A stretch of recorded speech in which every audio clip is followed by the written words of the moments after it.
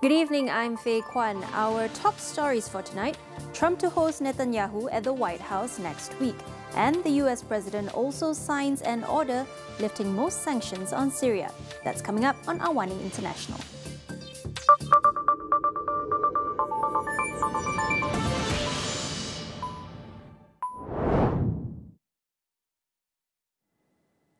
US President Donald Trump will host Israeli Prime Minister Benjamin Netanyahu at the White House on July 7th. The two leaders are expected to discuss Iran, Gaza, Syria, and other regional challenges.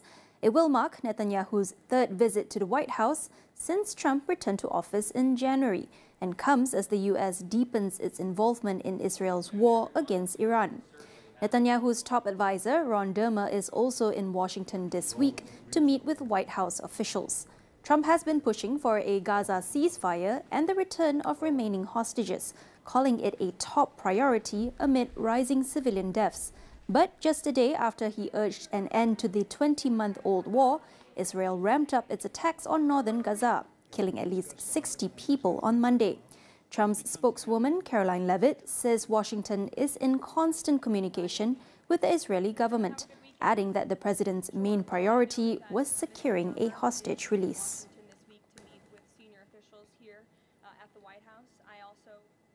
Meanwhile, President Donald Trump signed an executive order to dismantle the U.S. sanctions program on Syria. White House Press Secretary Caroline Leavitt described the move as part of an effort to support Syria's path towards stability and peace. She added that the move will enable the U.S. to maintain sanctions on Syria's former President Bashar al-Assad and his associates. It will also still apply to human rights abusers, drug traffickers, the Islamic State, and Iranian proxies, among others. The sanctions program has been in place since 2004 and imposed far-reaching sanctions on Syria that affected most state institutions.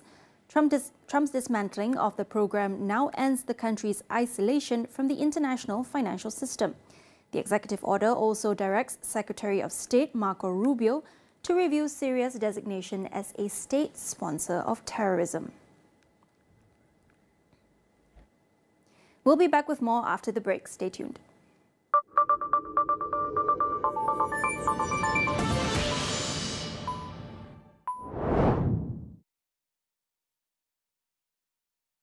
Di ufuk ini, star menjelma. Oh, dia cakap. Sedap tak sedap? Tapi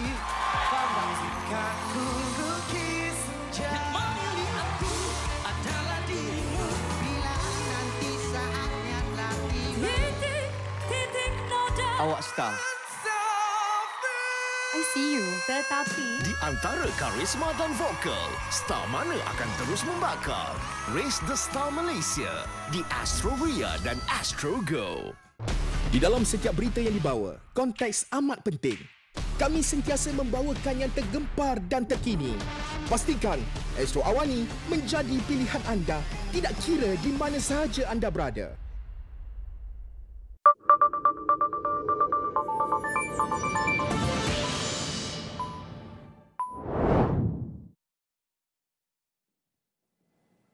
Welcome back. Iran is ruling out a quick return to nuclear talks with the US unless it receives firm assurances that it will not face another military attack. Iranian Foreign Minister Abbas Araghchi's remarks are in response to US President Donald Trump, who recently suggested that talks with Iran could restart as early as this week. Araghchi, however, told CBS Evening News that the doors of diplomacy will never slam shut. He also downplayed recent assessments from the UN's nuclear watchdog, which warned that Iran could resume uranium enrichment within months. Iran's scientific infrastructure remains intact, he said, and that it could easily make up for lost time in damage repairs, insisting that abandoning uranium enrichment was never on the table. Meanwhile, a special legal committee has been established to pursue Israel over what it describes as acts of aggression and war crimes. Iran and the US were holding its fifth-round talks on Tehran's nuclear program when Israel launched attacks on Iran's nuclear and military infrastructure. The US later joined in Israel's attacks by bombing 3 key nuclear sites on June 21st, insisting they had obliterated Tehran's nuclear capabilities.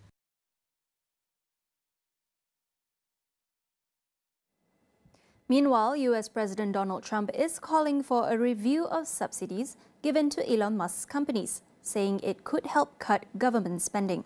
Trump's comments come after the billionaire renewed his criticism of Trump's sweeping tax cut and spending bill, vowing to unseat lawmakers who backed it. Musk fired back at Trump on X, urging to cut it all after previously calling out lawmakers who campaigned on fiscal responsibility but backed the bill for being hypocrites. He argued that the bill would significantly increase the national debt and erase the savings he claims to have achieved through the Department of Government Efficiency, or DOGE. The latest exchange adds another flashpoint in their already strained relationship, which previously triggered major market turmoil for Tesla, wiping out $150 billion in value on June 5th in its worst single-day drop, though the stock has since rebounded. They also come as the Senate enters a marathon voting session on his domestic policy bill. It is not yet clear when a final vote will be held on the bill, which proposes major tax breaks and sweeping cuts to healthcare and food programs, and has drawn heavy criticism for its projected $3 trillion impact on the national debt.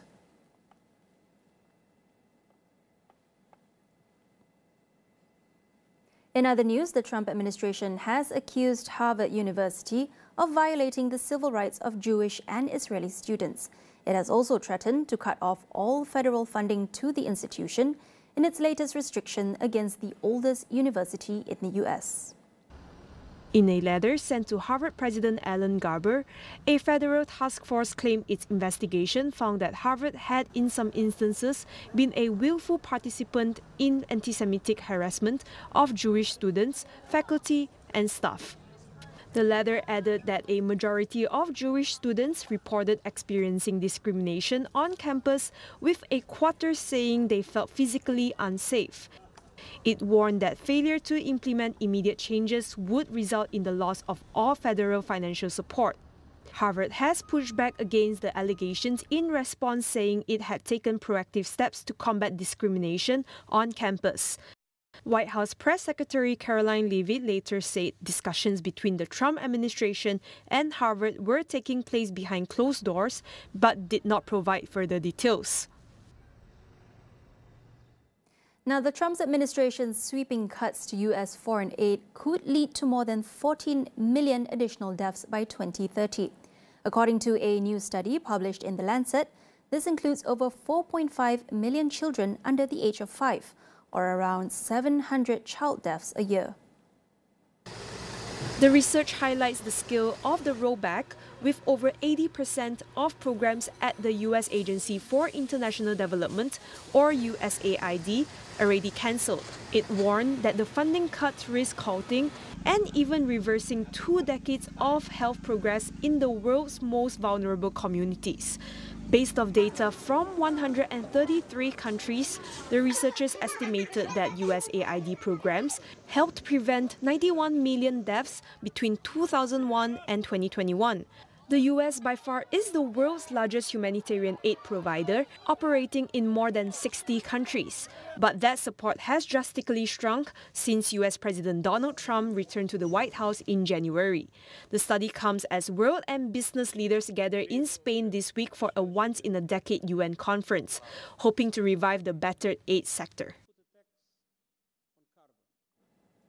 Over in Thailand, the Constitutional Court has suspended Prime Minister Paetongtarn Shinawatra from duty, pending a case over her dismissal.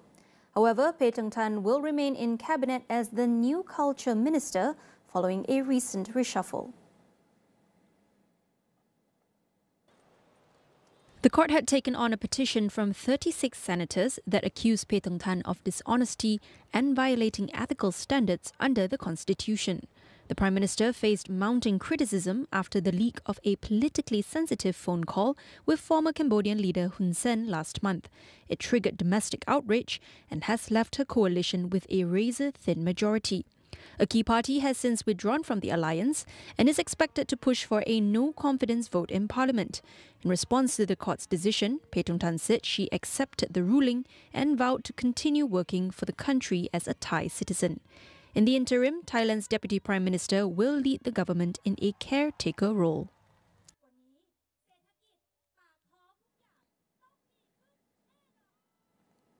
Japan will not sacrifice its agricultural sector in tariff talks with the US, says Chief Cabinet Secretary Yoshimasa Hayashi.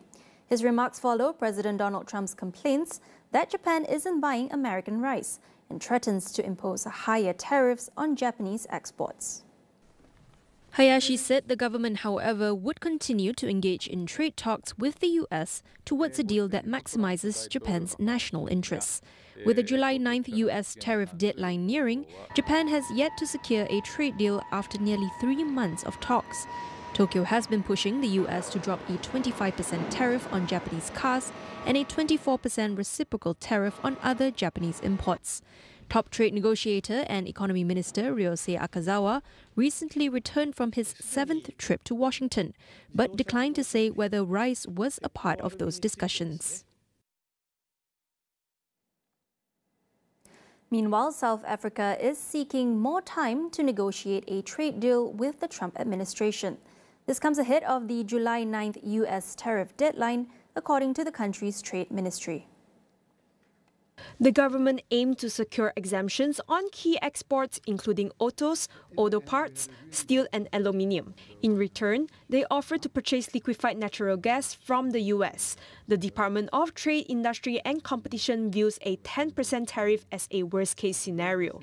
US President Donald Trump imposed a 31% reciprocal tariff on South African imports in April, but it is currently on a 90-day pause. The US is South Africa's second-largest trading partner after China. South Africa also exports agricultural products to the US and could lose 35,000 jobs in the citrus industry if the tariffs are imposed.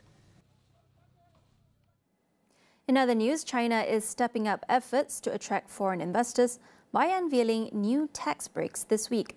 It is part of a broader effort to restore confidence and signal openness as trade talks continue with the European Union and the US. In a joint statement, the Finance Ministry, Commerce Ministry and State Taxation Administration announced new incentives. Foreign firms that reinvest profits earned in China into local operations will be eligible for a tax deduction equivalent to 10% of the reinvested amount. Any unused tax credits can also be carried forward through the end of 2028. Qualifying investments made retroactively from January 1, 2025 may also be applied for. Foreign investments remains crucial to China, supporting jobs, technology transfer and management expertise. While China is still the world's second largest recipient of foreign investment, inflows have declined amid rising competition with the United States. Government data showed that foreign investment fell 13.2% year-on-year between January and May, totaling about 358.2 billion yuan. The White House says Canadian Prime Minister Mark Carney has caved to pressure from US President Donald Trump after agreeing to rescind a tax targeting major US tech firms.